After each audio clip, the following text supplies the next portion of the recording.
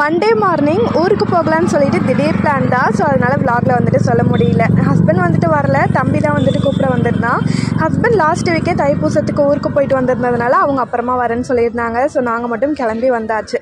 அந்த கிளப்பாக்கம்னு நினைக்கிறேன். ஸோ அந்த பஸ் ஸ்டாண்ட் பார்த்திங்கன்னா புதுசாக இப்போ தான் ஓப்பன் பண்ணியிருக்காங்க. ரொம்ப நல்லா இருந்துச்சு.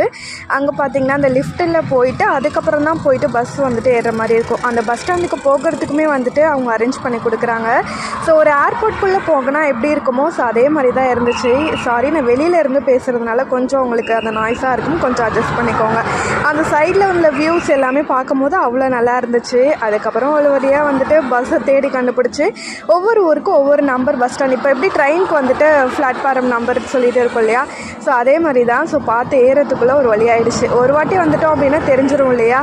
ஸோ அதுக்கப்புறமா அங்கேயே பிரேக்ஃபாஸ்ட் எல்லாமே சாப்பிட்டுட்டு கிளம்பியாச்சு. இந்த வீடியோ பிடிச்சிருந்தா கண்டிப்பாக லைக் பண்ணிவிட்டு சப்ஸ்கிரைப் பண்ணிக்கோங்க. பாய்.